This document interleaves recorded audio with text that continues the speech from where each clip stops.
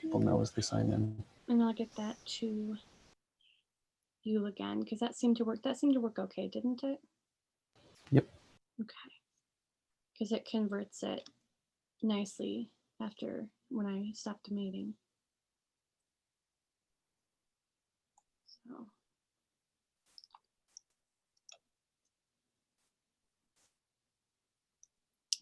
I know that Liam said, we're very curious what the meeting was about tonight. I'm like, it's a regular monthly meeting.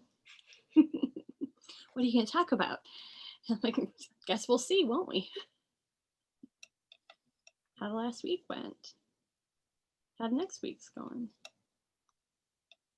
I have had some, Sarah has been getting some photos to me for the yearbook, so I've just started a folder with those. I've been continuing to add to them. So that way, when we're ready to start kind of plugging them into the yearbook stuff, then we can. So let's see here. And Woot, what is coming in? That's Susan. Oh, oh, that's perfect.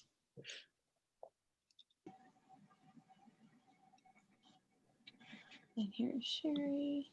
Cool. Hi, Susan. Hi. I saw you in the waiting room. I'm like, Woot is coming in. And Robert's like, yeah, that's Susan. I forgot to change my name, apparently. That's okay. Marco is always Claire when he comes in, so. And I think, Liam the first time. We are redoing our floors, so I had to move to the basement. Apologize for my lighting. I stole one of the bed lamps so that I could have some forward-facing light. What I need is an office in my house. Amen to that. I think we need 3 of them. Yeah. One for each of the kids, and although we found some pretty creative ways to make it so they're not right next to each other doing their work. Yeah. Hello, iPhone. We don't know who you are. It is possible to update your name if you hover over your video. There are 3 little dots that pop up, and you can rename yourself. My plan is to do a round robin and introduce ourselves just so that we know who we're talking to. But I want to give a couple more minutes for anybody that wants to come in the meeting first. And I'm not to the end of my row anyway, so.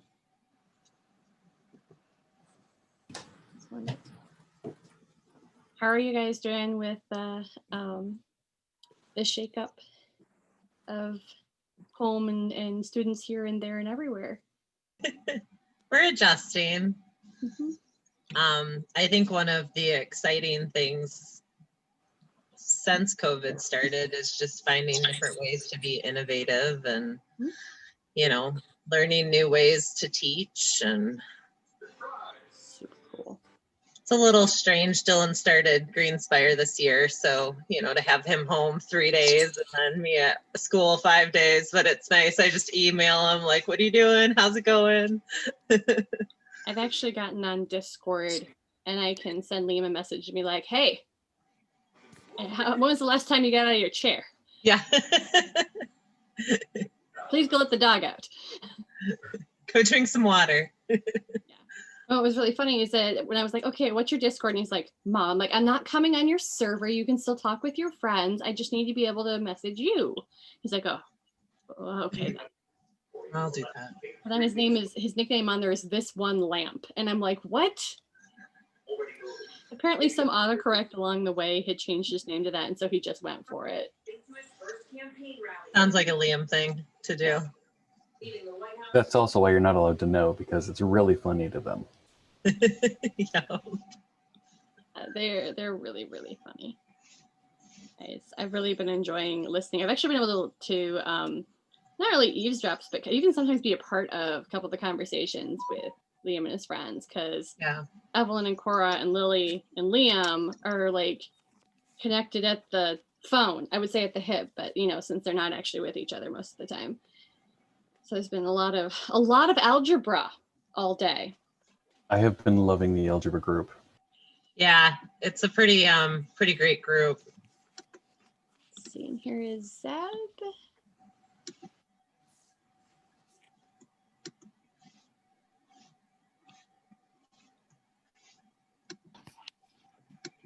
So I figured that in, about 5 or 6 after, we can just introduce ourselves and all that. Hello.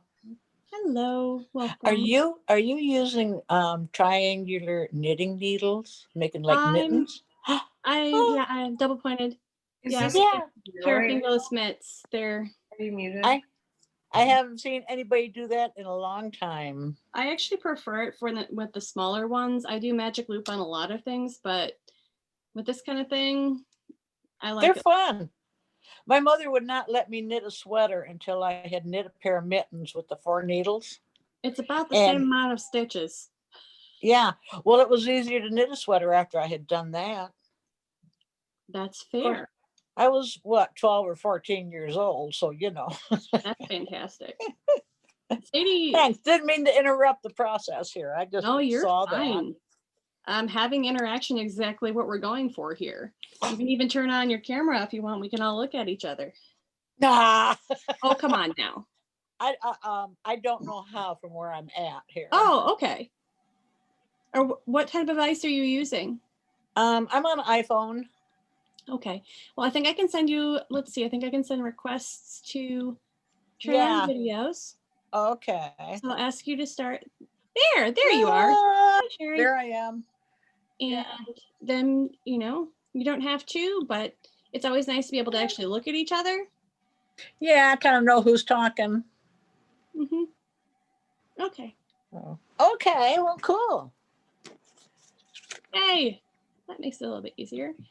So, well, I guess I'll start and we'll see if anybody else kind of pops in when we go in here. I am Kat Eldred. I am the co-chair of our Student Support Council, which is kind of our version of a PTO. And I have Liam and Sadie at Greenspire School. Liam and Sadie Eldred, I should say, because there are 3 Sadies this year, I hear. And so, hi. I love that you changed your name so that we can see. I should probably put Liam and Sadie on there. And Sadie is in 7th grade and Liam is in 8th grade. Marco, why don't you go ahead?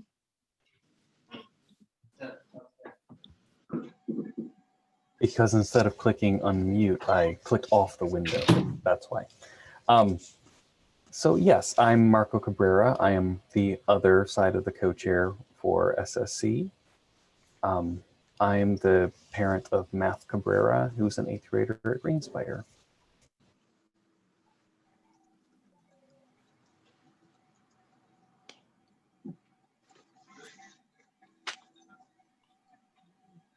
I can go.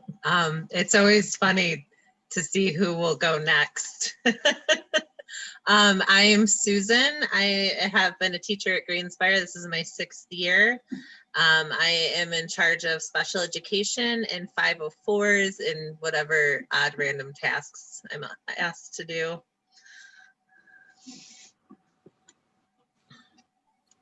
And I'm Robert Walker, the head of school superintendent.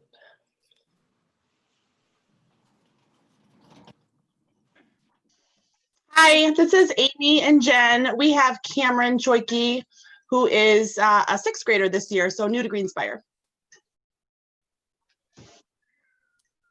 And I'm Jen, Zeb's mom. Hi, everybody. Hi.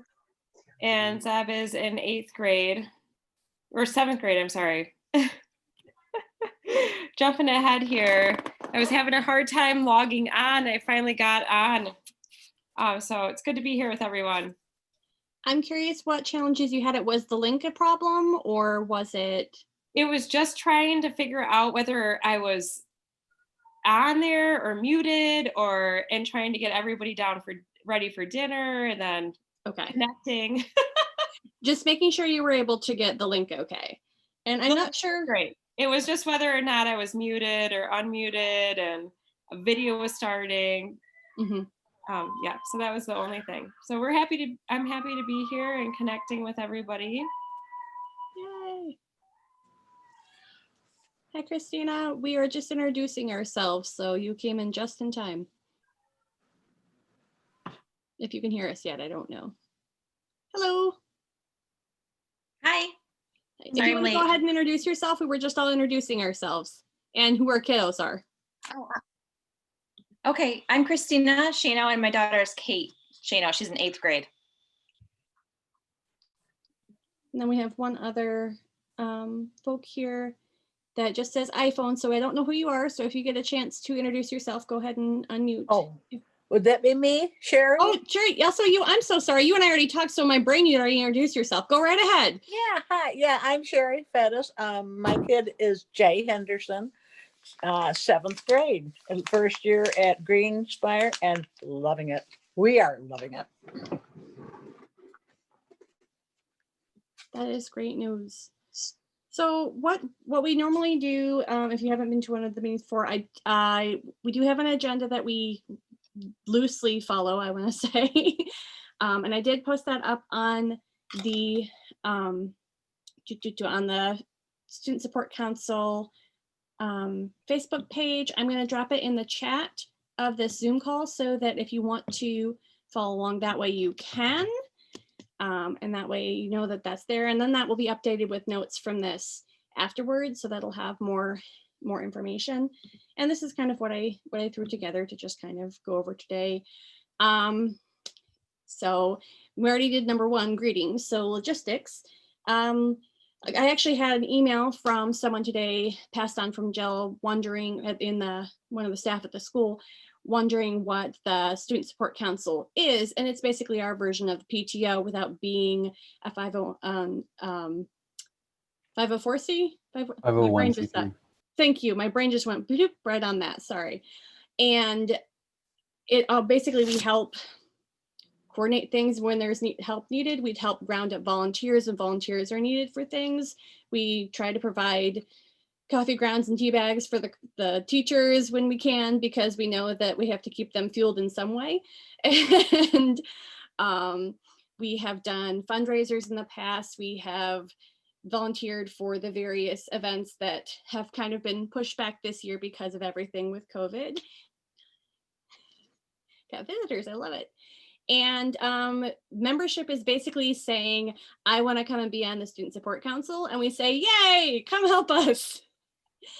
And we do meetings and have had subcommittees for the yearbook, for any events that are put on, and basically any other brainstorming that people have to support our kiddos and to support our staff, and also each other as parents, guardians, staying remotely sane-ish amongst all of this. So then the current projects that we have for SSC are pretty much the coffee and tea for the teachers and the yearbook, because we haven't really had the in-person events, and the kids pretty much put those together and we just kind of support them in that. So Susan, I think you are up for school status update. Dun, dun, dun. Forgot my role in this. You can be all the roles here. I'll just pass the I forgot I had to talk. It's been a whirlwind of a day. I will be honest, the hybrid schedule alleviated a lot for teachers. So I think right now our mental health is just in such a much better place than it was a month ago. For those of you who are new to the school, our staff is limited and our spaces are limited. And so by almost doubling pods, the amount of pods, it almost doubled, the amount of teachers we needed and the amount of spaces. So everybody was working in overdrive. And so that first week of hybrid, it felt like a really big, deep breath. We get our joint planning time again, which is huge. It's essential for me to be able to help, plan instruction to reach the needs of all leveled learners. So it's just, it's weird. It's weird, showing up on Monday and half the kids are there, and then it's like a whole new week on Thursday. It was a little bit of adjustment. But other than that, it's been going well. It's obviously not ideal. It's not what we want to be doing. We want all the kids all the time, but I think for the safety of everybody, and then also just us being the best teachers we can be to the students, it's going pretty well right now. Have you found that there have been adjustments even since last week in how you're approaching the hybrid model? I'm curious about what has happened with that.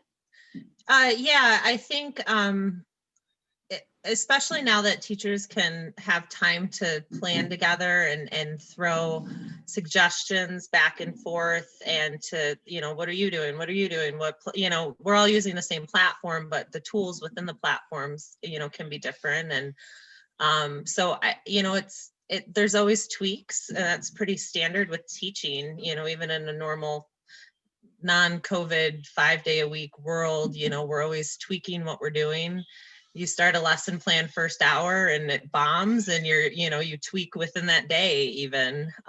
So it's I think it's only going to get better. We're constantly refining how things are going and how we're approaching things. And so it's, yeah.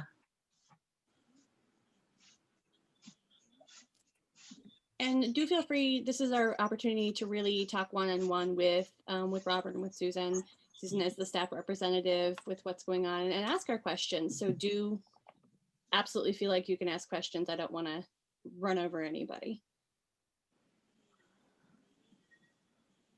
So I am curious what project you guys are working on right now. We are, so we have an election project going on. It's spearheaded by Kelly, the social studies teacher, but all content areas have been able to jump in. It was actually really cool to see Kelly and Chris, who's the science teacher, in the math lab doing fish dissections. It's what I love about PBL is you never know who's going to work together and who's going to produce something incredible together. So the students are really focusing on what makes a good leader, but they're also focusing on, well, not only the election process and all of the things that go into that, but also how do we differentiate the content that's coming in to our news sources. How do we know what a trusted news source is? How do we go on Google and find trusted information? It's a lot of kids these days and adults, it's the first thing that pops up, it's fact, and they're rolling with it. And it's an important life skill to learn in general. Math is focusing on probability. They're breaking down just different numbers, some of it election based, some of it not. They don't want it election all the time. Kids get a little burned out with that. Chris is going through a lot of things around fish. Like I said, we got to do a fish dissection of salmon, which was really incredible. Claire is supporting with reading. She's supporting the election process by finding articles that relate to what's going on. Phil went a bit on as a lone wolf, but what they're doing is really cool. They're creating their own stories, and right now he's focusing on really teaching kids how to be more descriptive in their writing. How can we describe things without simply saying what it is, point blank. Yeah, so that's stewardship is out in the rivers. PE and nature trail are out in the woods. I think that's world language is doing Spanish. I think that was all of them.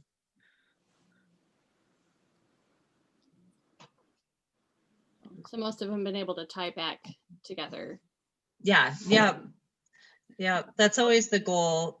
We do 2 to one to three projects a year where almost all content teachers are within the same material, and they find their own angles in to support their standards. And then the other projects will get splintered off into smaller content areas. Gotcha. Yeah. So, does anybody else have questions for Susan? I have a question. Yeah. Hi. So I was really surprised today, and let me know if the connection is unstable. Yesterday, when my child came home and told me that she had 2 academic classes today, and then the remainder of her day was stewardship, PE, hiking. She's gonna be ready for high school, and one math class a week taught in person. I'm really concerned about her education. Yeah. I think everybody, especially starting last spring, just wants to make sure their students are prepared for the next phase of life. Is she going to the live math classes offered the other days that she's off? No, I guess I wasn't aware of those. I just, my understanding was that there was no in-person teaching on the other days because you guys are with the other students. Yeah, so math would be the exception. And I know it can be hard, kids come home and forget what they're told.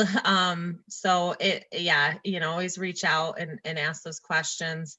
Math is the exception because Emily and Tejas, the school recognized that the more direct instruction in math is kind of the way to go, especially with math. She's Monday, Tuesday. So on Thursday, Friday at 1 to 1:40, her math teacher offers a live class. Stewardship is constantly tying back into core content. So please don't ever look at stewardship as not a content area. He uses nature to support what kids are learning in the classroom. And so the 2 other outdoor classes would be similar to when they were in person 5 days a week. They would normally have, PE and nature trail. And one of the things too is I just sent out a couple hours ago. So math does they're offering some tutoring sessions. They're not live classes necessarily, but they're times on every day, I think except Wednesday, those math sessions for them to jump in. And I'm opening up because I'm at home on my home computer here. But my phase 5 hybrid schedule, some of that discrepancy might be the fact because Chris wanted to have a double block of science. And so depending on which day you are, you would probably have a little bit more. And I'm opening it up right now. So yeah, for instance, like on the Tuesday, Friday crew, she has 3 double blocks of science. So she's actually on stage all day. So if today seemed a little bit more PE or even nature trail, that means tomorrow it's academics 101 all day long for that person. So it's just the balance between the 2 of them on those days. I don't understand our time in person is so precious, and to have only 2 academic hours. I just don't know how my child's gonna be ready for high school with that. Well, there's a couple of things. I mean, we do try to maximize the time that they're in person here. So looking at just the schedule here, I don't know which pod because I just have the pod number. So Sarah put them into the pods here, but the kids, I mean, for instance, they're still having social studies, they're still having language arts. One of the things that we have to do as a school, in whether we're 5 days a week, hybrid or fully remote, is justify how they're getting those same content and same standards during that time too. One of the things that we're also putting in place, that's the topic of the staff meeting tomorrow, and then also teacher planning day on Wednesday, they don't know that yet, but is basically putting in 2-week checks of basically markers to determine where students are, to make sure that we're not falling behind, because really the state only mandated that we use 2 assessments, basically one that we give the second week of school, one that we give toward the end of school to basically say, yes, there was student growth, which is frankly just a useless kind of measurement. I mean, it's just two sets of data at the beginning and the end. And a lot of times with the NWA testing, they're skill-based, you know, in some respects versus content-based. So we're going to put in our own systems to make sure that we are covering those things and to make sure that students aren't falling behind. So that's going to be something that we're putting in place above and beyond. So that will be our part of our topic tomorrow at the staff meeting, and then also when the teachers are doing their full day planning on, or their team planning on Wednesday. I'm sure you can appreciate from a parent's perspective, you know, some of the elective, their time, they're so precious. And then we have hammocking and we have food carving, and my child's getting one in-person math class a week. That's frustrating. Yep, and the electives are at the end of each of the days. There's a 45-minute elective.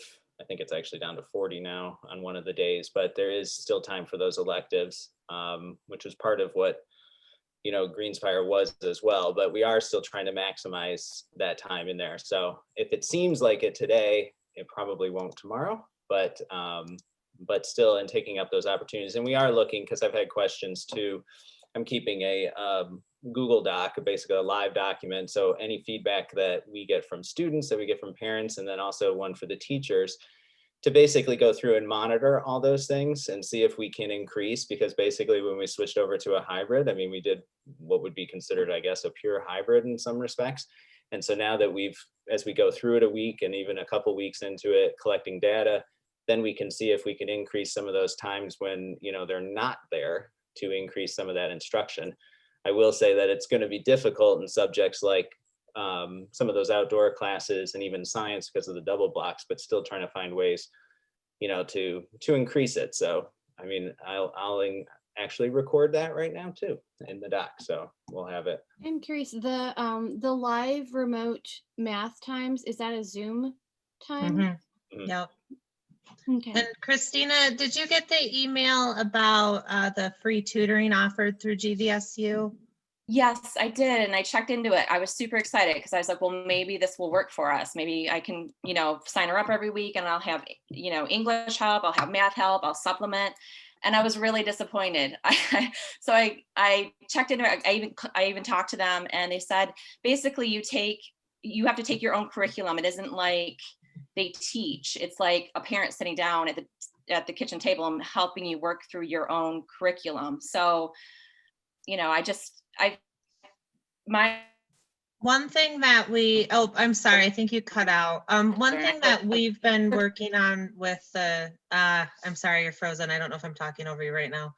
One thing we've been working on with those GVSU tutors and tutors in general is that the tutor would actually work with the material that the students are getting. So you don't supply any material yourself. The tutor would be working on the math or the ELA, the writing and the reading that's being provided within the school. And that's not what they told me. They said, if you're stuck on a math problem, you bring it and we'll help you. It was, you bring your content. And so, it's just hard for a parent to know, like, it's not paper, it's all, how do I bring something that's on the screen? They just didn't explain that at all. So yeah. It was just, it feels like, well, then now I have to take the time. I could do the same thing that an online tutor can. We, sorry, you're frozen again. I super apologize if I'm talking over you. We suggested that the students, when they're meeting with the tutor, share their Google Classroom assignments with the tutor. So again, you don't have to provide anything. So like all of Phil's sentence structure, grammar, writing assignments, all of her math assignments, all of that is right in Google Classroom. And you would just share, or she would just share that with the tutor. And it shouldn't be you having to create anything new. So then the tutor would just have to catch up, just quickly look at what they're doing and figure out what they're lacking. Yeah, as I've done the tutor thing a lot, and you know, part of my job is jumping into a room and meeting a kid where they're at on an assignment. Yeah, essentially, she's working through an assignment and she's, she got stuck on problem 7, 10, and 12, that would be a time for her to just pause on those problems and save them for the tutor, and then the tutor could help her work through them. If a tutor is tutoring in a content area, they're usually able to jump into the material and know what they're doing. That's part of being a tutor. Yeah. I don't want to take up the whole meeting, so I'll stop. I just have one more comment to make about that. With what I found with working with my child at home is that she'll get stuck on a problem. And then, yes, I know there's a tutor. Oh yeah, your tutoring's next Tuesday. Like then you have to pause, and we would get stuck on something for a Greenspire class. Oh, well, I don't know. You'll have to send your teacher an email. So there's a lot of like for us, a lot of disconnect on like trying to figure things out. It's very difficult this is very difficult. Yeah, it definitely is. I get emails from my kid at home when he's at, when I'm working, like, Mom, I'm stuck. I don't know what to do. And, Right. Just especially trying to manage that while I'm at work and he's at home. It's definitely difficult. We empathize with that for sure. Maybe one thing we can do, because I can see how this would be terribly frustrating. I'd be willing to reach out to GVSU and maybe start like a collaborative document on the SSC site, like here's what we need to do to work with this tutoring, so like it's easier for us. And that way, if you guys get information or we get information, we can then update it and just improve the documentation. Marco, I have a quick question on that.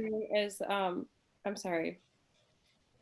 What I'm hearing from this and what we're dealing with at home is now we've changed our life to try to deal with the hybrid scheduling, and we have a 2-year-old who's also has needs and constant interruptions, and by 11:30 Zeb is saying he's completely done with his schoolwork, and there's then the 3.5 hours that's a challenge to give him things to do, and we're looking at everything, there's word search and crossword puzzles, and it doesn't seem like the academics are as intense as and rigorous, if I was to quote, like we were told we need to decide between in school or remote learning when we first got involved in this, and we thought it was going to be so rigorous, we might as well just send our child to school, because with our lifestyle, we cannot keep up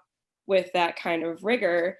And now that, we've managed to stay home for this last week and work with Zeb, it just, the tutoring, I don't even know how can we be asking parents one more thing on top of what we already have? Is this short-lived? Is this going to be just a temporary solution? I mean, I really need to know that this is not going to be the way it's going to be for the rest of the year. Is this something that you guys are just kind of trying to work through and see if,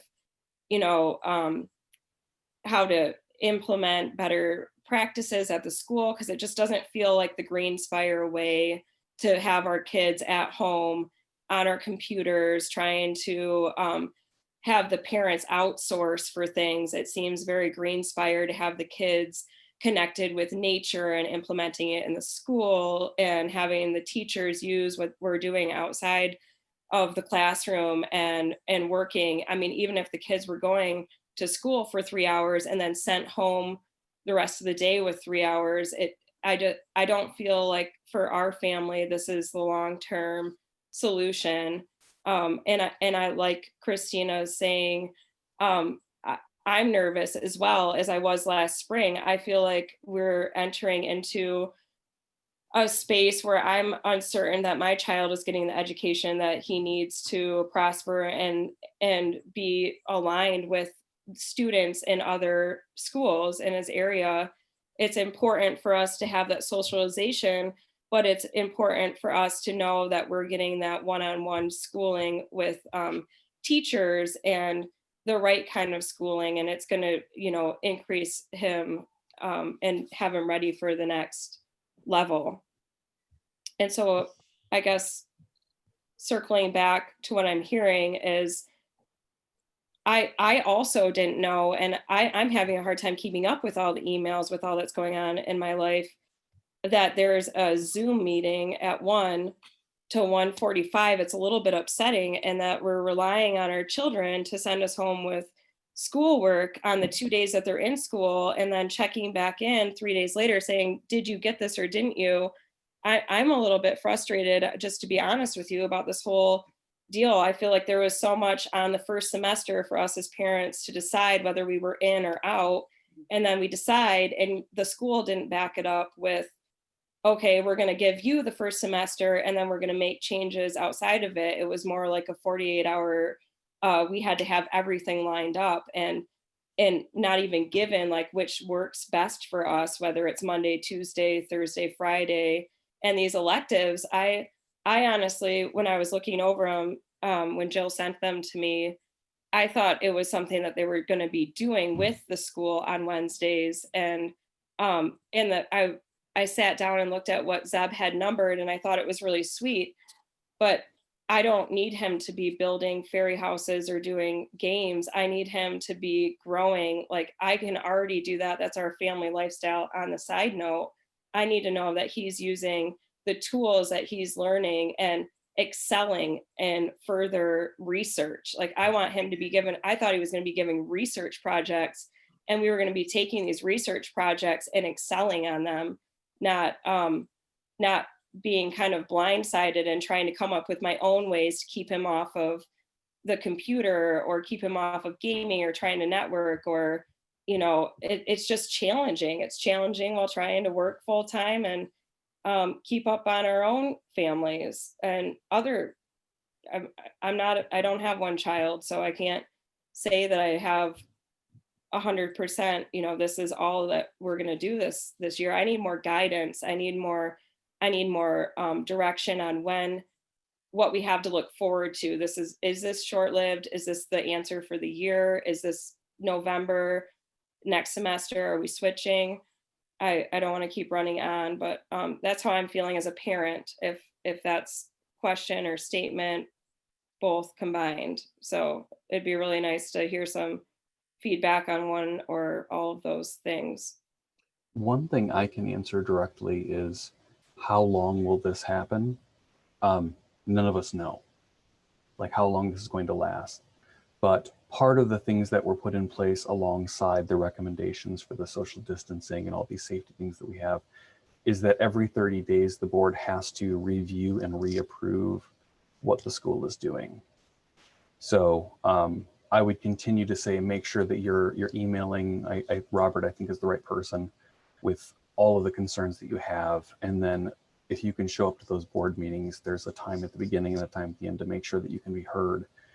There is actually an explicit time in the agenda as part of the rules around the COVID transition, explicitly for parents to speak about what's happening in the school with the COVID stuff. So every 30 days, this is going to be re-evaluated and approved. So you have continuing opportunity to discuss what the concerns are. And it's parents that are approving this, or it's the board and the school? It's and the board. They're just heard. It's the board, but we do listen to parents. Of So course, there are logistics too. Go ahead, Robert. Yeah, so some of it, just kind of to answer questions on length. I mean, just like Marco said, we don't know. There's probably not a person on this Zoom call that would like things to go back to normal more than me. But I will say that, if you are looking, so I think one of the things that has corrupted me probably is, as I do my dissertation, I look at data in a whole different way. I don't just look at data and just believe at face value or anything like that. I look at the numbers, I analyze the number, both qualitative, both quantitative. I am on a weekly health department meeting with all the local superintendents in the region, with the health department. So we're seeing the data that's coming through. If you happen to log on to the site, I think I sent probably a week or so ago from the state, where schools have to report cases now. And under the executive orders, that was supposed to have started October 5th. Under the new executive orders, or the orders from the MDHHS, they start today. If you go on that list, things aren't getting much better for those schools that are in person. And so, especially kind of in a full normal thing. So it's a difficult one because you have to balance this.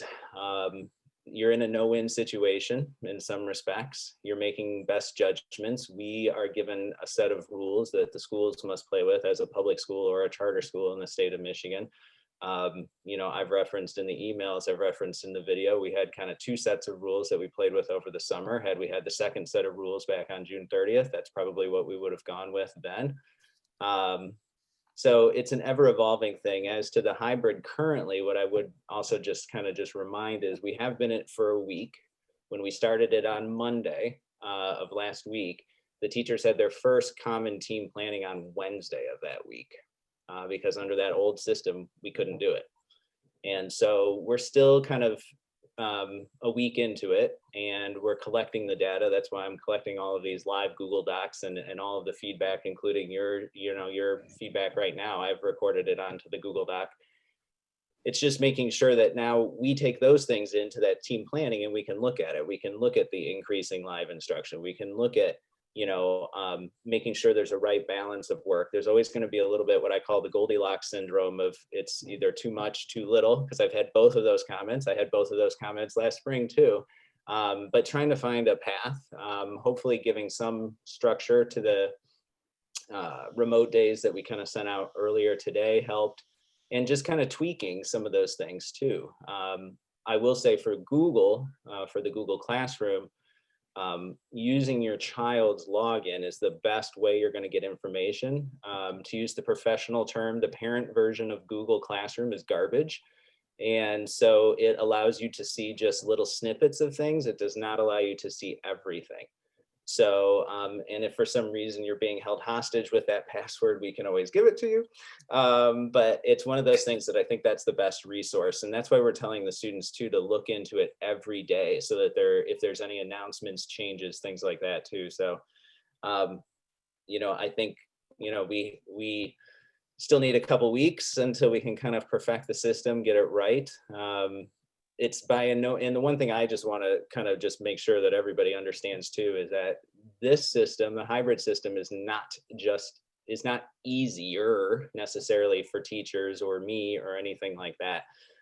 Because before I had 2 schools, now I have 3. So it's not easier, and we're just doing it because it's easier on the teachers or anything like that, and putting the burden then on the parents. But it's a balance that we have to struggle with, and that we balance the health, we balance the data that we have, and try to make the best decisions based on that. And then as we go, then change and alter and improve based on the data that we hear and the feedback. I now run council in the mornings every day, and for that first 10 minutes, and the thing I ask the questions every day I ask the question to the students every day: what was your 3 days like?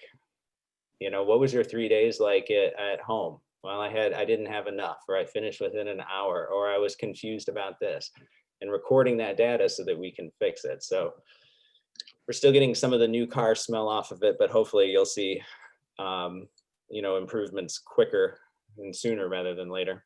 One thing that I found with my daughter is just when I was able to encourage her to email her teacher, she did get an answer to the question that she had. And literally just sending an email to her teacher was what did that. Liam is an old pro at doing that, so he didn't even need me to nudge him to do that. But knowing that I have one kiddo that feels a lot of angst about even reaching out to, via email, because that's different from having a conversation. As soon as she did, it was like, oh, I can just ask a question. And not, well, they're not available today. No, I can ask a question. And just being able to convey that to her, that no, you can still email your teacher. And for some reason, and I know that was communicated to them, and also it was communicated to me, but it was just assuring her that yes, regardless of how quickly they can get back to you, it may not be 30 seconds, it may not be 5 minutes, but you can email your teacher and get an answer. And so she was able to kind of skip around on her different subjects because of one thing that she was stuck on. And actually, by the time she got back to the other one, she didn't have to email the teacher because she figured it out. but and some other things she did. So I guess just what my saving grace was convincing her that yes, you can email your teacher.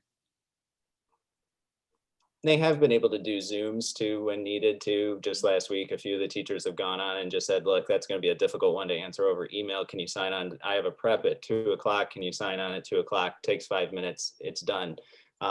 People just have to ask, but that is, that's been done. I've seen it done. So, and even sometimes, you know, just that simple question. So the teachers aren't just going to send back an email that doesn't make any sense on the response. So they'll, I mean, ask for it. That's why we're here. So we can take care and now we have that time to be able to reach out and answer those questions. And remember, we still have the fully remote learners out there in the world, which is basically a pod full. And, you know, I think you might have experienced in those first 4 weeks where, you know, you'd ask a question and then you'd get the question answered before 8:15 or after like 4:30 every day, because that was the first moment the teacher had to even just simply answer an email.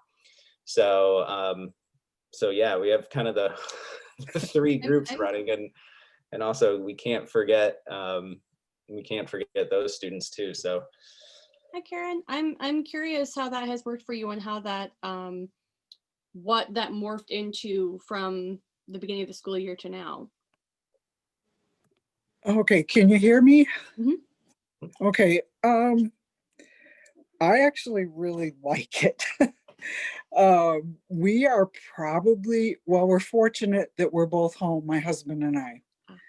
He's retired and so am I. I think we are probably a little more stringent than a classroom teacher might be. If you have a classroom full of 15 or 20 students, it's easy for some students to slide to the back of the room and stay quiet and not bother anybody. And so they can slide through a day largely unnoticed. But here it's 3 of us. And depending on the subject, we will be right within earshot of the online class.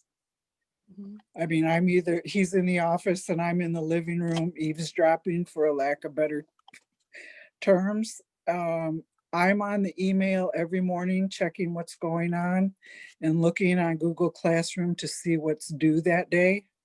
And then I make a schedule. You have these 3 online classes. At this time, you can have breaks in between, but there's also this amount of work due to the teacher today. And so we have to build time in for that. We can decide when we want to do it and how long it will take. But then we've done things like we can't do the outdoor class with everybody. So we went to Fishtown and watched the salmon jumping. Mm. We went to Pyramid Point one time and checked out the dunes. We did our walks and we collected plant samples. They went along the Boardman River one day, and then my husband was teaching him the native words for different plants, and he was picking samples and asking questions. And so we've kind of incorporated it into our lifestyle. I think as a student, Riley misses people. Riley misses kids, and he's a little tired of having 2 people hovering over him with assignments and classes. But it's kind of been nice. If he wants to be on his iPad for a couple of hours in the morning before class, have at it. But that means you're going to be doing your work later in the day. And so it's also kind of teaching him how to budget time. Am I doing the job that a teacher would do? Probably not. I'm not a trained teacher. My husband's an engineer and I'm a paper pusher from way back. So I don't maybe have the skills that a teacher would have, but I have different skills I can share. I've even gotten him in the kitchen cooking, and we've done some math just by measuring and weighing things. And then my husband said, I didn't realize it involved all that math. I said, oh yeah. You know, if you're going to bake something, baking is science. You know, and so I have to explain, well, we use this and it works that way.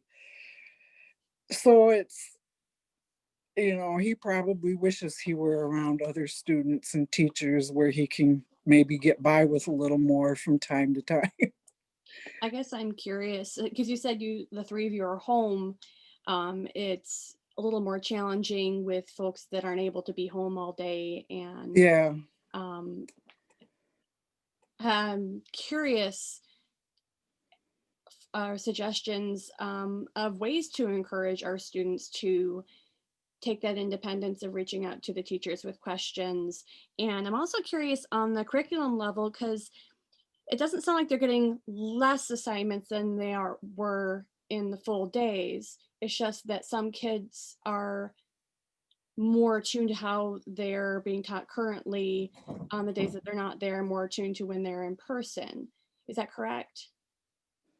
Yeah, I mean, in some respects, it's a sense of, it's the delivery of the system. So, I mean, it's having taught, so I've done some hybrid classes even when we pre-COVID, taught some online classes at the high school level and the college level, and then of course taken some online programs.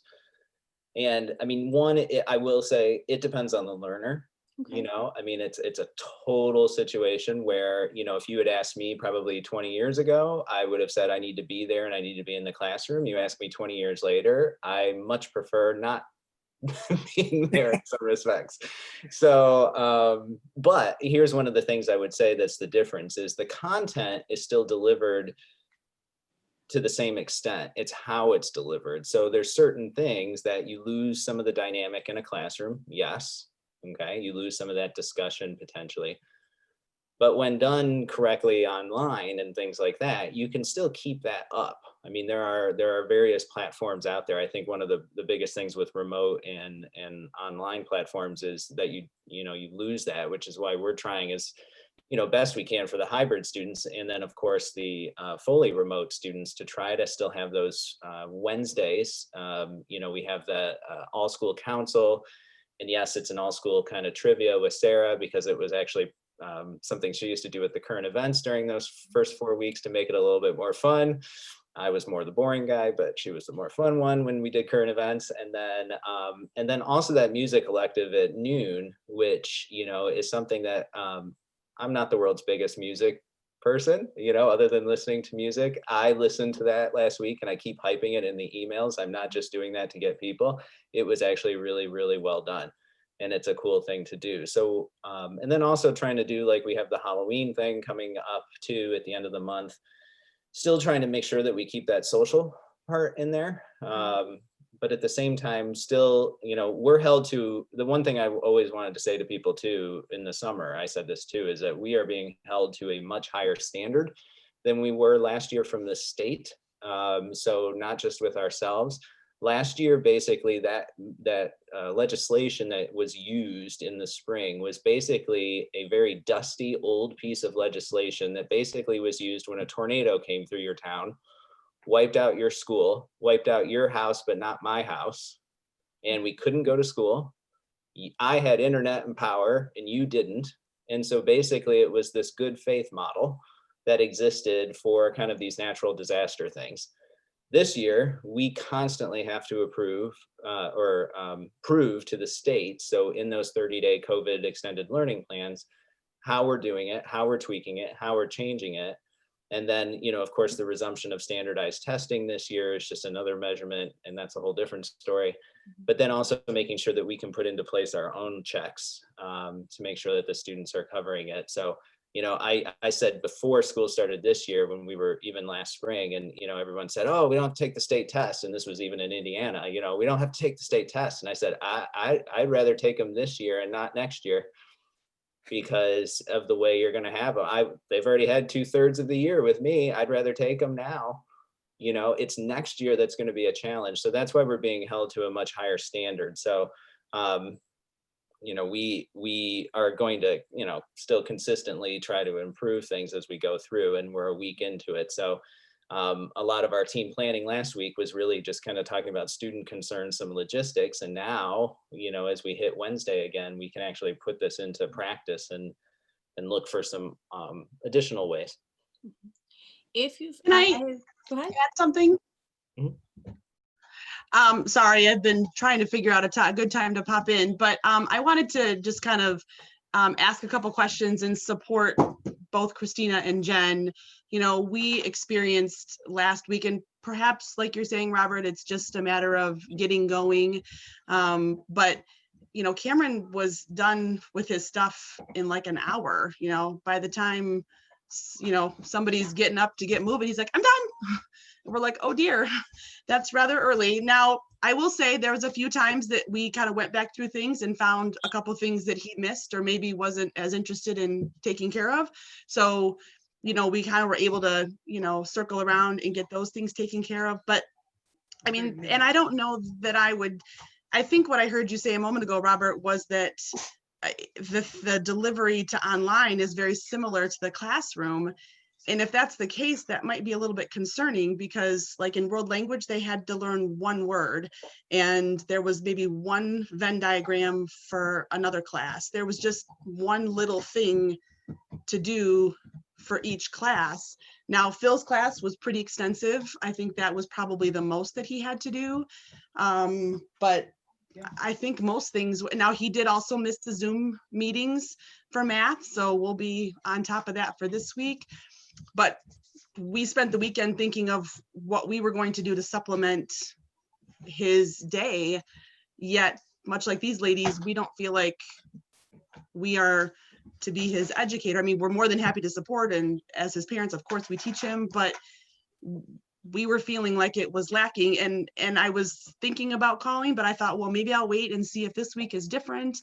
And then I guess the other question, because I don't read all of every single order or legislation, but how does this end up equaling 180 days of school? So 2 questions off. Well, one, what Cameron was in my council this morning, so I already recorded his comment about that work time. Just to He heard us talking that, about it all the time. I have it written down right here on the screen. Exactly. It says, Go yeah. on and ask them where the rest of your work is, Cameron. I had that. That's the first one because I started the document after council this morning. So 2 things. One is that the standards and the content should be the same. The delivery system is definitely different between, in person and remote, and even in a hybrid format. So it's the delivery, but the contents and the standards should still be there as the same kind of thing. And then again, some of it's going to develop too with this. And then so in Public Acts 147, 148, and 149, which were actually passed and signed, passed by the legislature and signed by the governor, so it wasn't part of the executive order or the Supreme Court decision or anything like that. There are multiple calculations in there of how to equate it out to 180 days of instruction in the normal minutes and hours. If you happen to get really bored and read through that, you will be shocked at how low the standard is to qualify for that. I can tell you that even what we have right now is above and beyond that standard. It's kind of scary. You'll see if you happen to attend the board meeting, one of the things I have to now, and it's up on the website too, it'll be updated again tomorrow now.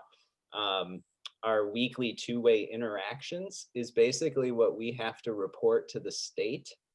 That just basically says that I had a contact back and forth with a teacher, and that's my check mark to say that my student was present, attended, learned, everything's good to go. And that's, in any educator way, garbage. So that's why we, with whether it's 5-day in person, 2 days with a hybrid, I will say from what we're required to do, we're way above and beyond. However, of course, it can always, still get better as you go through. It was kind of scary. I mean, we asked questions, especially for count day last week. You have to record a 2-way interaction just like you would, even if the students are remote. Okay, fine. What's a 2-way interaction? Well, the two-way interaction could be an email, a text, a phone call, a Google chat. It had to be somewhat academic. Didn't even have to, I mean, if I asked you what 2 + 2 was and you sent me back 5, I got to check the box. I mean, it's kind of scary in that respects. So, so you can be assured that we are doing above and beyond it. But of course, like I always say, I mean, it comes from the athletics in me. You can always be better. And so that's why we require the feedback, and that's why I'm recording it and keeping that live document, because it's going to be one of those things that's like, and I date every one of the comments too, so that we know if we've kind of addressed it or what's new. So it's not just this never ending list that, that people don't thing. And I put positive, negative, in between in there. So everything's in there. So thank you for all that information. And yes, that is sadly alarming, the little amount that is needed to be counted as days. So I'm truly not trying to give anybody a hard time. I know this is not easy for anybody, you guys, us, whatever. But so am I to understand then, and this is just 1 or 2 examples, but that learning 1 word in a world language class is equivalent, that's what would happen at school? Is their time together, they would learn the word the in class? I don't think so, but I would, but I mean, those are kind of the specific questions that I would reach out, just to the teacher. Now, that being said, I did take 10 years of French. And so depending on how you teach yes, it could be. Yeah. But, generally, Yeah. no, if it's just a vocab word, obviously no, but, but that's some of the things just to reach out to clarify, especially. Because that's, or, one with me or the teacher directly, and just make sure, because, but I think we'll see some improvement. So it sounds like, I mean, one of the particular questions that I was seeing from both Jen and Christina, and actually other parents that have brought it up to me, is specifically about math, and also other people have been asking about science. And it's not that we're adjusting the curriculum to make it hybrid. It's I was that joined, but I'm not. it's They said I didn't show up. Hmm? So I'm not on the meeting. Oh, there we go. Sorry, Karen. But it does, I mean, one thing that I do know, sorry, my brain got scrambled in that. It takes longer to take a group of 11 or even 6 or however many you guys are down to at this point through a lesson than it does for one kid to go through a lesson. At least, well, depending on the kid, of course. But it's not that they are getting less math education, it's just that it's coming at them possibly in a different way, but there is still as much interaction opportunity with the teachers. Is that true? It can. I mean, again, it's kind of per student, in the time that it would take a student. Yes. I mean, in theory, there is something to be said for, being a little bit more, I don't want to say one-on-one, because it's not necessarily, but one student going through the process. Now, so in theory, yes. Okay. The disadvantage to that is too, one of those situations where if you just have a clarifying question, you can't just ask right away, or you can't just turn to your neighbor and say, like, do you understand this? And then, those kind of things. So there is that aspect to it, but yes, in theory, it's more, you kind of shift with the online to more of the standards, versus the time. I mean, that's something that we always focused on in Arizona at our school was, they're called Carnegie units, basically. And Carnegie units are when you take a class, you get 1 credit, and you have to get 1 credit because you spent this many hours in the class over the semester and things like that. And so that was one of the things that we used to kind of fight against and change the model to say, why can't you, if you can do geometry in a semester instead of a year, why can't you do that? Can I ask you to so reiterate when you guys and how often you guys are going to be doing evaluation to see where kiddos are at to make sure that they're achieving what they're needing to move forward? I know you said it, but I forgot. I'm sorry. Well, once I tell the teachers tomorrow, Uh-oh. it'll be Okay, if that's our need, if we need to. So telling on that, Susan, but yeah, it's going to be basically every 2 weeks. Okay. So we're going to do kind of 2-week checks. They'll look different for each class. So that way it can be tailored to each class, and it's not just a sit down and take a quiz kind of a thing. Okay. We might actually be able to incorporate that into the digital part too, because you could use a Google form or something like that to have the student either describe something, to answer questions, however the system is, so that we don't have to take up the in-person time to do it. So that may shift a little bit more over to the remote, but yeah, 2-week, because that way we can keep it timely and address them as needed. That'll tell us that the kids are getting conceptually competent in XYZ, so that they can then move on to XYZ. Yeah, that's the Okay. plan. I don't want to just let it go to the to taking 2 random standardized tests throughout the year, and just, I mean, because if you read the extended learning plan, what I'm required to put in there is these mid-year and yearly goals, and basically it just says students will increase in their proficiency, and that's what we're required to put. But it's kind of garbage, in the sense of how is that test going to actually measure? I mean, the test isn't even written to Michigan standards. Well, So I guess my question was more along the lines of just a reassurance for, Mhm. okay, we're gonna work with this, and we're gonna make sure that the standards that are necessary for our kids to excel at the Yep. next level of things are in place, so that we have some stopgap measures for them, so that we're not just all flailing in the wind. I don't think that you're trying to leave us all flailing in the wind. I'm just trying to clarify so that we have some, solid ground to stand on, to say, okay, here's where we're at today. We are going to revisit this, and it's not that we're just going to hope and expect that everything's going to be okay. Right. We all know that everything's going to could pivot on a dime. Everything is kind of going crazy. But specifically speaking to Christina and Jen on specifically the math, but also I've had a couple other parents ask about science, but that Mhm. those things, we are monitoring it, and you guys are monitoring it, and you're not, I mean, it was very clear, for me, it was clear that I was not going to be stepping in and being a teacher. Fortunately or unfortunately, my kiddos do kind of chug through the work pretty quick when they're focused, because they're not being distracted by 60 other kids. But that has definitely been a challenge at times, when it's, okay, I'm done. Can I just go be on my computer? And no, go outside. Go outside. It's raining. Is it raining at Greenspire?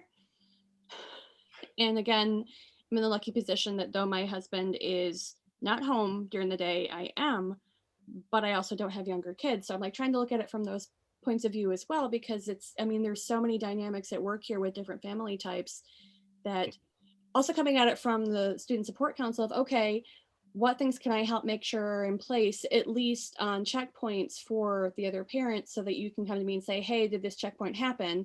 And I can say yes or no, or let me find out, so that it's not all back to the teachers having to check on the checkpoints with Robert. And also to say, yeah, I do see where you guys are coming from, and I do see that this is incredibly challenging and beyond, because this is not an easy situation for any individual in this moment. So, And we have had a few families that have, now that we have the hybrid days and set, we have had a few families that have created their own little mini pods, basically. And so in some respects, if available, I mean, everybody's situation is different. It's just like in the email I sent, we did not put out a prescribed daily schedule, because we have reports of students that get up at 6 a.m. and they want to do it right then, and now they're done by 11, and now they're good. We have students that are working kind of the normal business hours, and then we have students that are, for whatever reason, with parents or something, working more toward the afternoon, evening. So, but some of the students have, now that we kind of know who's on what day, they've created these kind of little mini pods. And so, where maybe I'm home on a Wednesday or something, or whatever the situation is, and they kind of trade that aspect. And so they can drop them off at that person's house, things like that. A bunch of different things that have been out there, but just an idea as well. Almost kind of like a gigantic, a bigger version of a carpool in some respects. Can I speak to the workload real quick? Jen, I have Cameron, am I speaking to Jen or Amy? I forgot. Jen? Well, I believe you, it was Jen. Amy.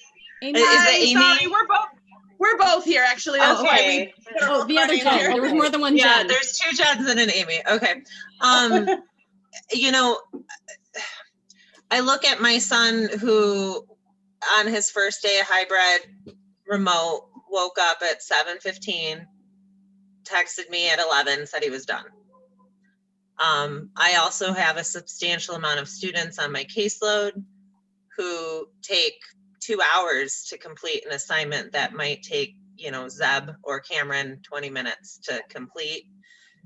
Your feedback is incredibly beneficial for this process because it's hard to gauge. You know, we've got 126 students, some working at a first, second grade level and no, you know, independent working capabilities. And, you know, some students that are working on, you know, at a 9th, 10th, 11th grade level, depending. And so teachers really don't know how to gauge the workload unless they hear from you.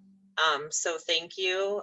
Just know that this will go back to the teachers, and that we're constantly tweaking what we're doing. You know, they don't have this set out for 2 months out, and that's all they're going to do. And so there are creative ways in order to be able to challenge students, and also to make sure that our lower learners are also not feeling overwhelmed.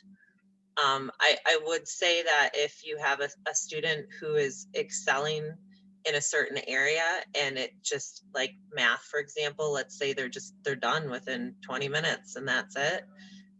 Feel free to reach out to your math teacher or, you know, let's say somebody breezed through Phil's pretty challenging assignment or, you know, Claire's vocabulary activity. You know, please feel free to reach out to those teachers and just say, you know, my child is done. Are there any other materials you can offer? And 9 times out of 10, they're going to say yes, for sure. Let me provide you with some more materials. But they don't know that until they hear it. So speaking at meetings like this, Right. you know, getting it back to the teachers, it's all very helpful for us to fine tune this. Well, Susan, I really appreciate that feedback. And of course, you know our household, so that you know we have 2 kinds of learners, right, in our household. So I know exactly what you're talking about. And so sometimes that is hard to remember, you know, and sometimes we talk about that, playing a little bit of devil's advocate, that, you know, what is easy for one student is going to be more difficult for another.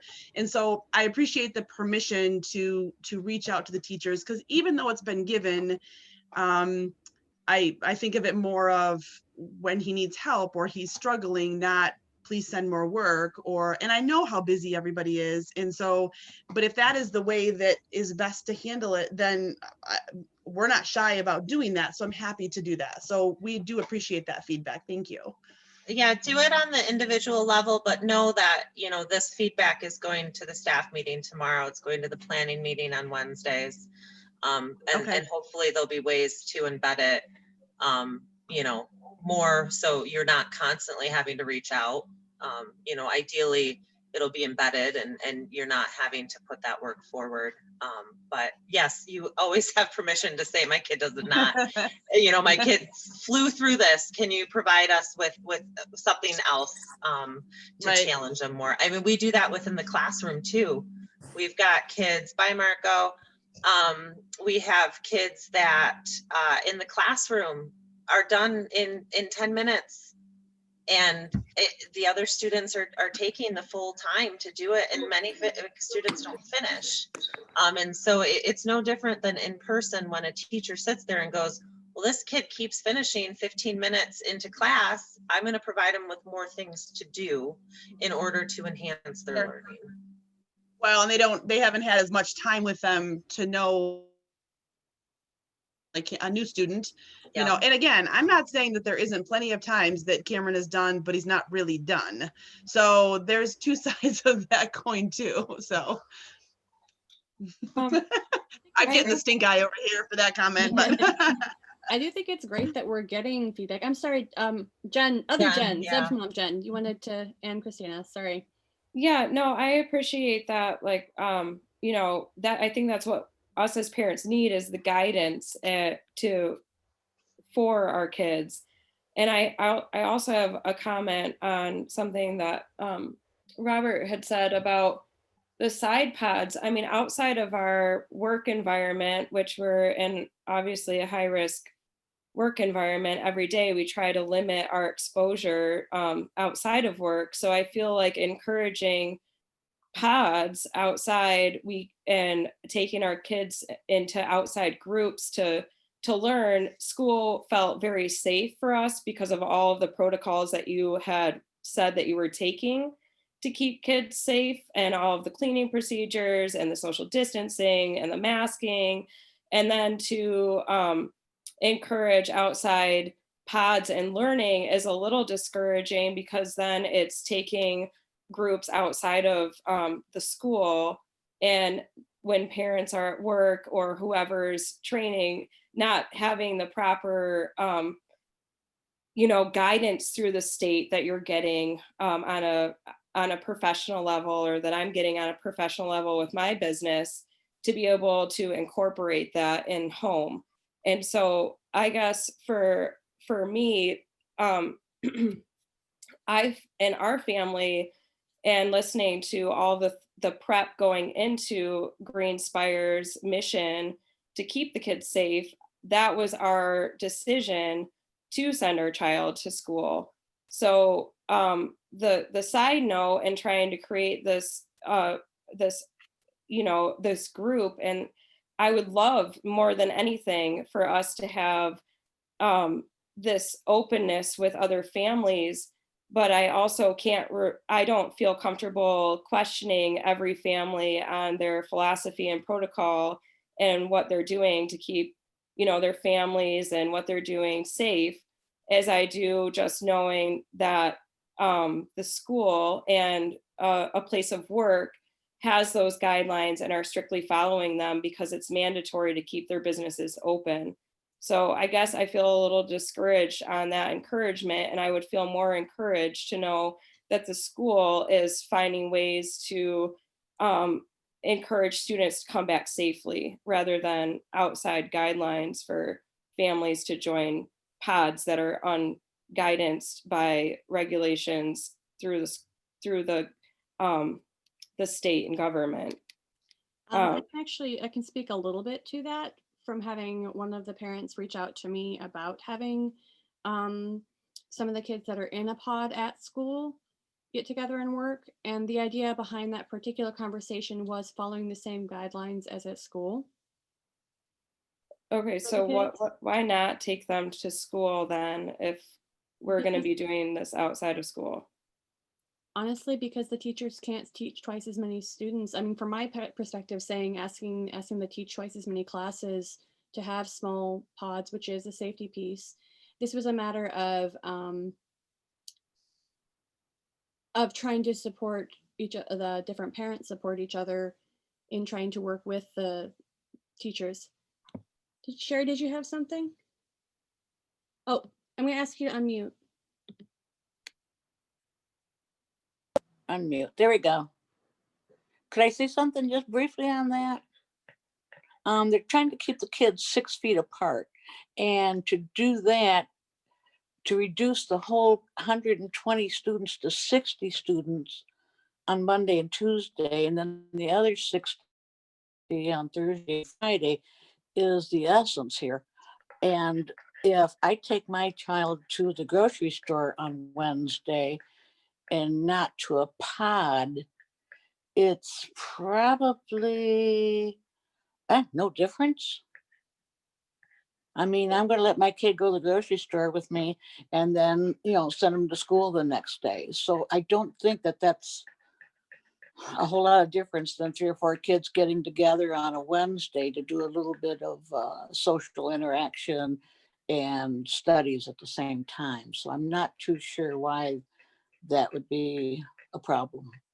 And it's a total personal decision. I mean, I'm the same way as you. So I'm a high risk person. So Right. I mean, I may not do that with my child. I mean, I'll say openly too. I mean, I would you know, I would send my student to Greenspire with the precautions that we've taken. Another large public school district, not to name it, there's no way I would send my student there under those protocols, being high risk or not high risk. So, I mean, it's one of those situations where, again, like I would feel kind of the same as you, where I might go, I don't know about the pod thing, you know, and we'll do it by ourselves. So it's a total personal choice, you know, and that's kind of this, unfortunately, the name of the game with COVID in some respects, where, you know, you're making those kind of personal decisions based on your situation and based on your own, you know, set of beliefs. And, you know, I guess in some respects, you know, depending on the line of work and things like that, you know, you get to see other sources of data too, to make those decisions that other people don't get to see. But I guess no, I totally get it. Was it more of a just, this is what some people are deciding to do, more than I here's what we suggest? Oh yeah. It's totally up to you. I mean, it's just like Yes. carpooling. I mean, that's why I used it as the carpool example. Sometimes see. if you want to take some students to school, great. If you don't, Rather than saying great. this is what we recommend So, to do to try and get more interaction or time Yeah. with their students, this is a thing that some people are talking about doing, so that the conversation can then go forward. Sure. Yeah, totally a personal decision. In no way, because it's the same kind of thing as a school with carpool. A school cannot organize carpool. Schools are not going to organize these pods. But I'm just simply saying that some of them have, and you know, it's probably been, I don't know, maybe 10, 12. I mean, it's not a huge number either, that at least that I'm aware of. So, but a few. Yeah, I guess I want to be clear about that. I'm not against the pods. I'm just saying I don't understand the difference between getting all of the kids together at once, or all of the kids in pods outside of school, and then all the kids together in school, that with their masks and making sure that, you know, you're doing all you can with the cleaning and everything, and taking shifts. For us, it's space. I mean, that's the simple, you know, that's the simple answer to it. It's space and being able to, you know, put the students in. I mean, I'll say, you know, I've taught a couple of quote unquote academic classes outside in the rain already this year. And then when I moved in, you know, we were standing we were in the pool with two math classes, the social studies class, Susan's spot in the back, and then the science next to me. And I mean, I'm a coach, I play sports. I was screaming at the top of my lungs to get the kids in the pool to be able to hear me. And after 25 minutes, it was like, now what?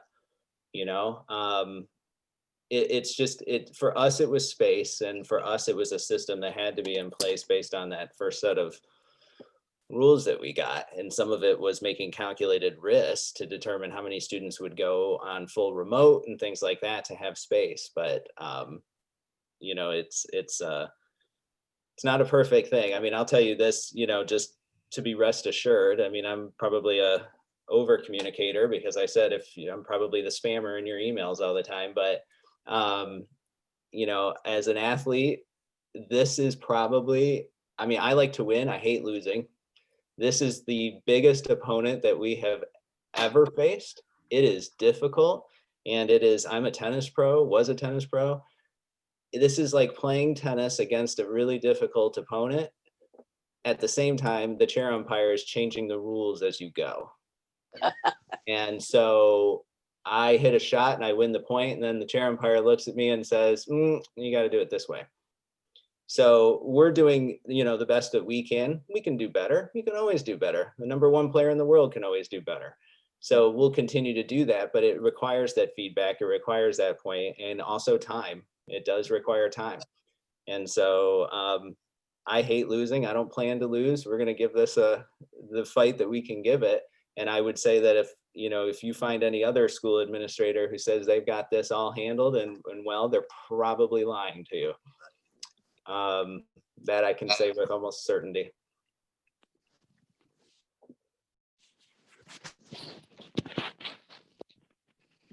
Looking at the time, we're closing in on 8:30, but I also I want to say I really appreciate each of you taking the time to come and get on here tonight, because it's just so important to have these conversations face to face and just be able to talk through and ask the questions and ask the hard questions, because we can't get anywhere without asking them. So I just really, really appreciate you taking the time to get on here and do this.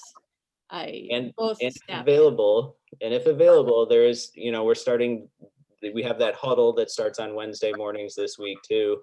I didn't, being the athlete, I did not come up with that. That was actually Tori's idea, but and I stole it.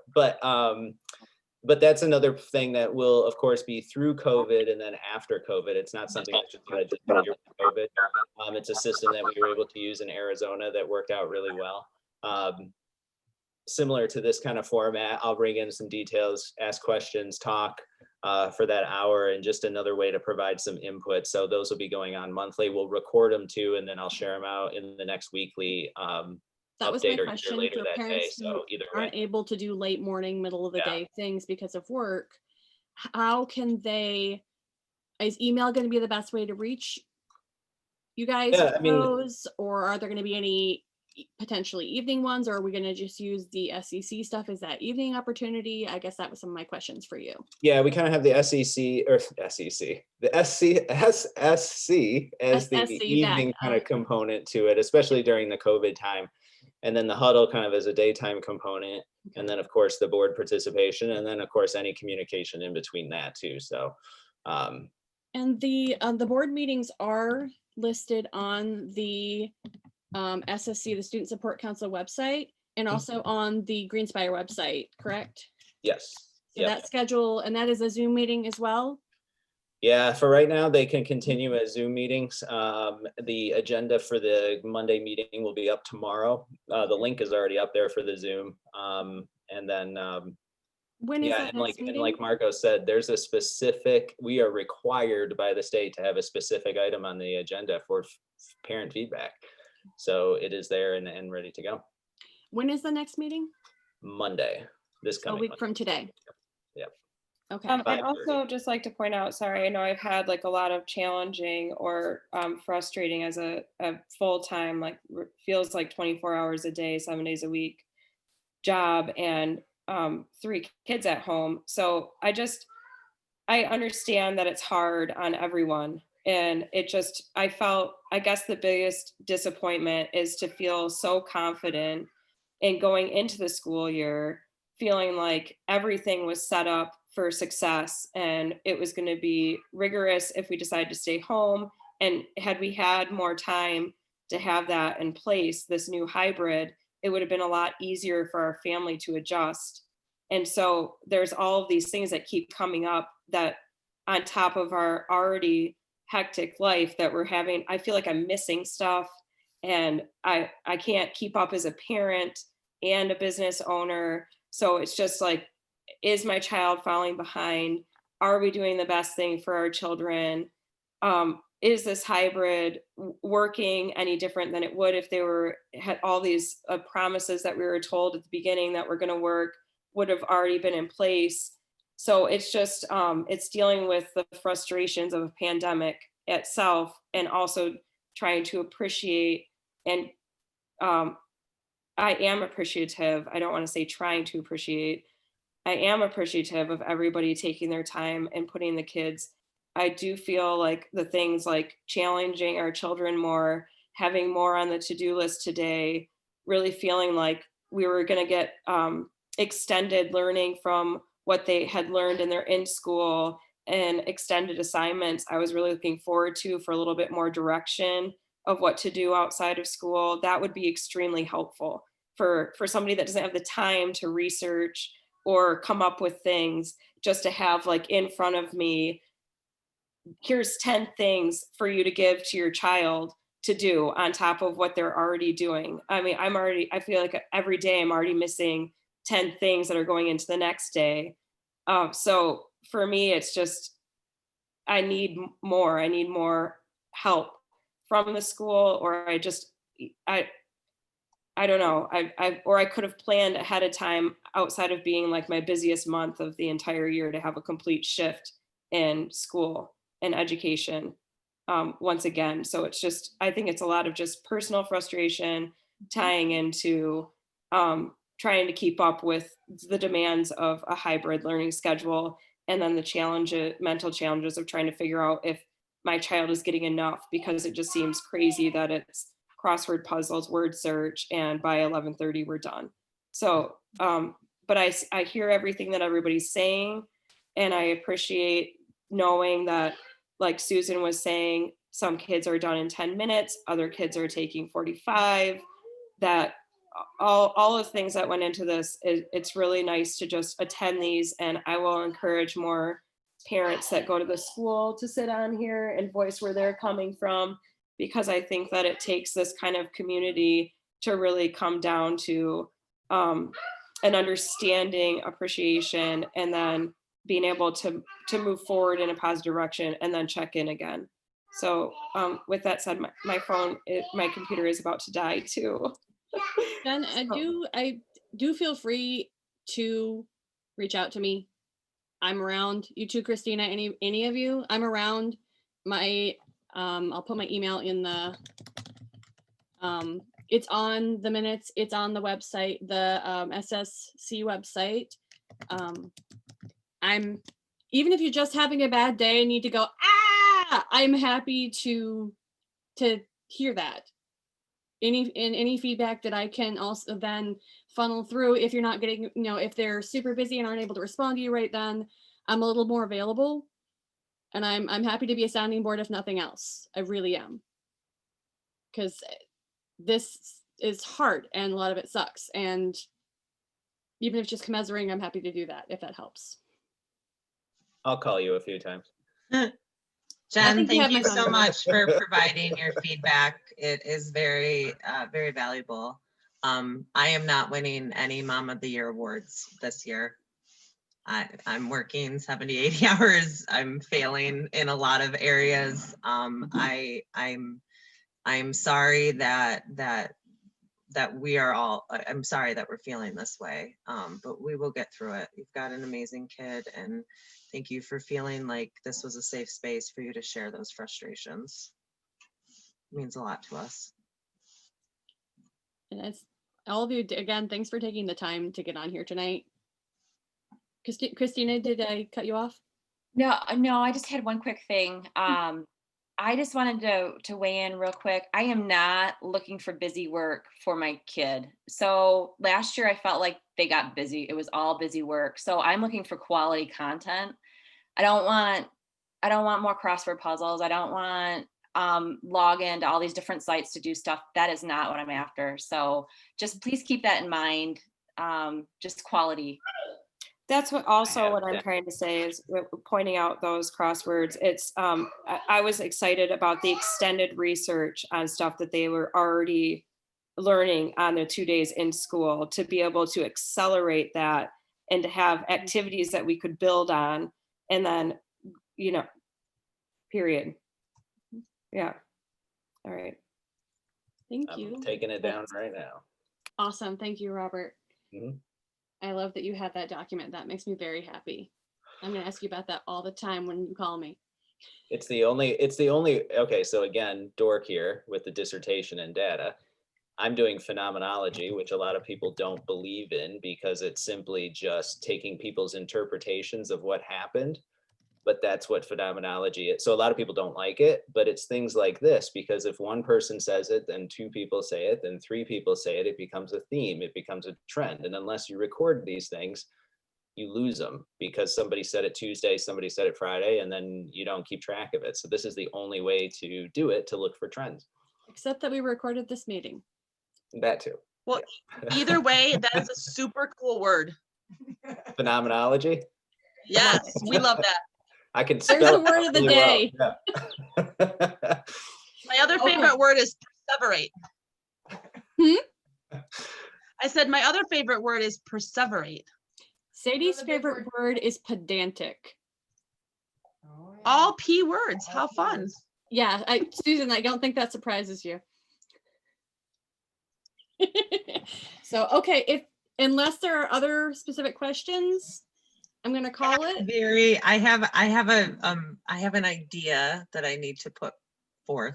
Oh dear.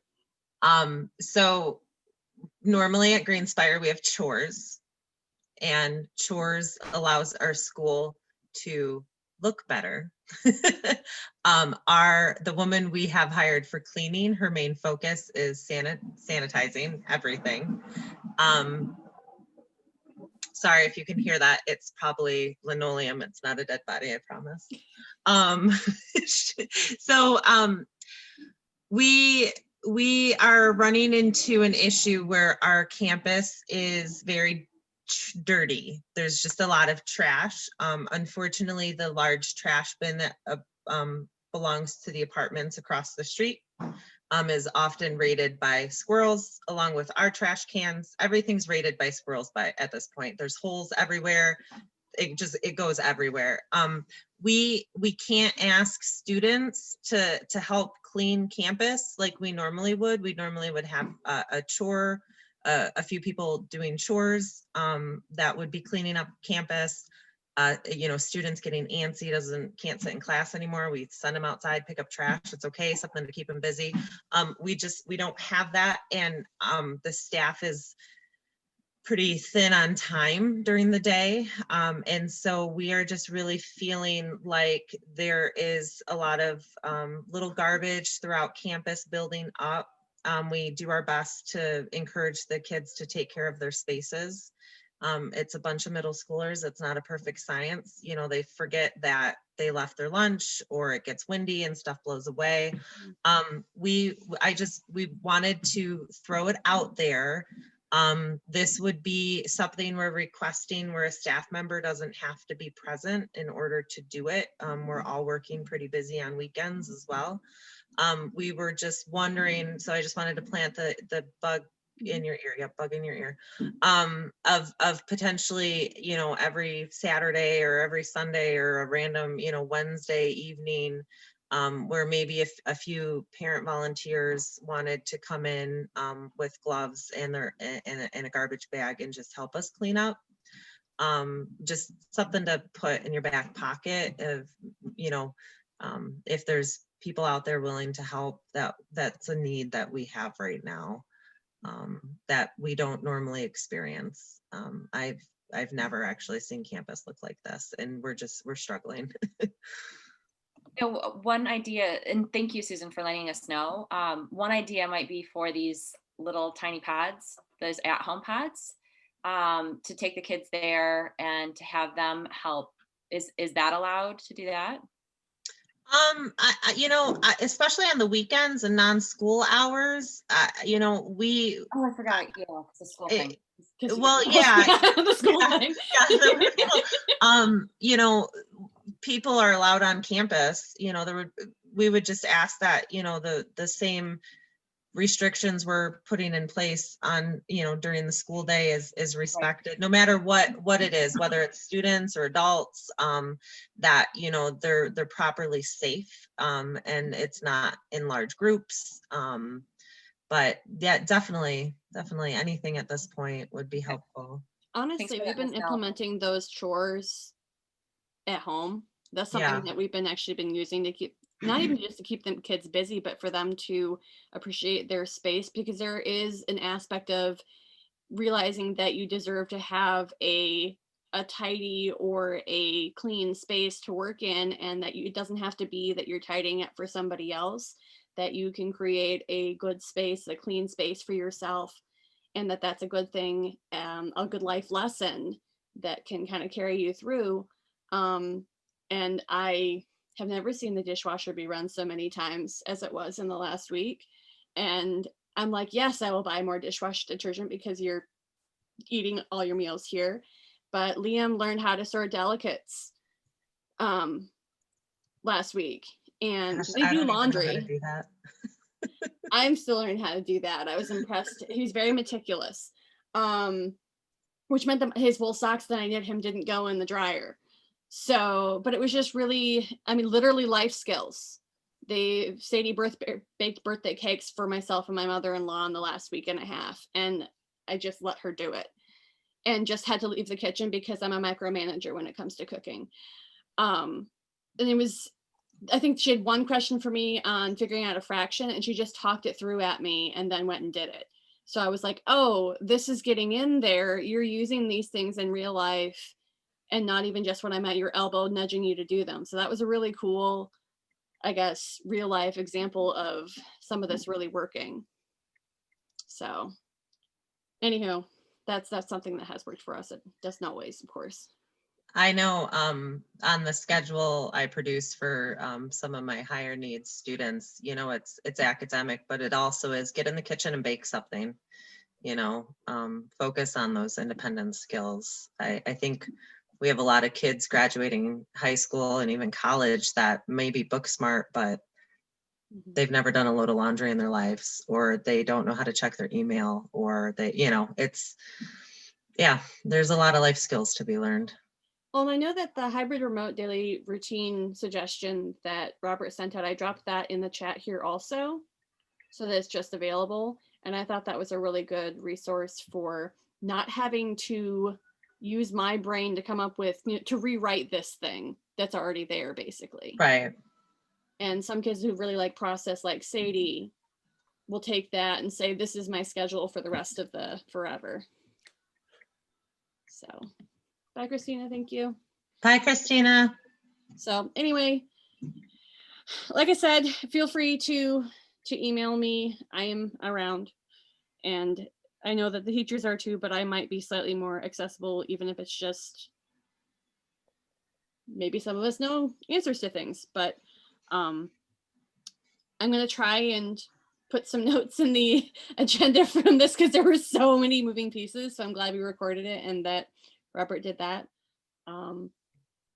Any last bits from anybody?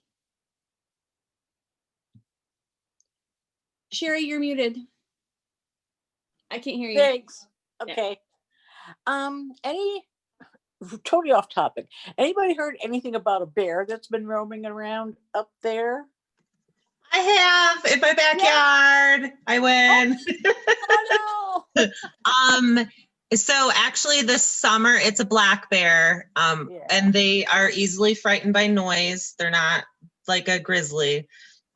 We actually spotted it hiking this summer on Cass down south of town.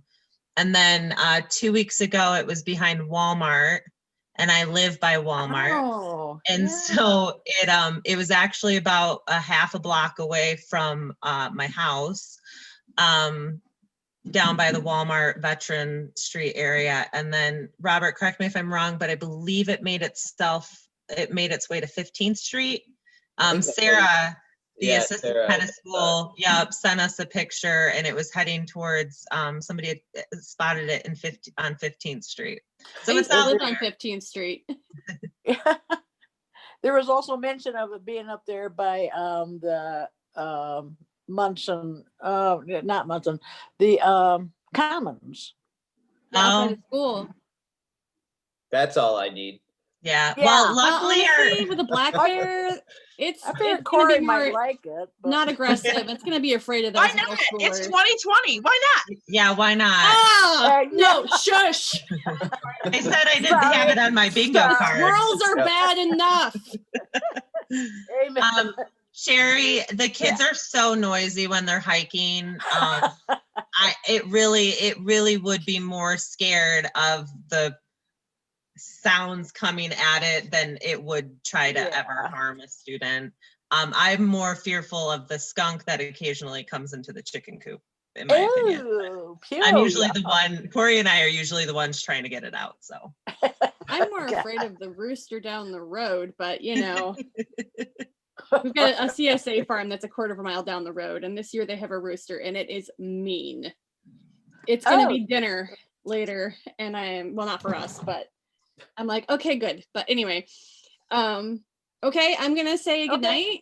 Great, thank you. Thank you so much. Thank you. Have a good Thanks, night. guys. Bye. Bye. Bye.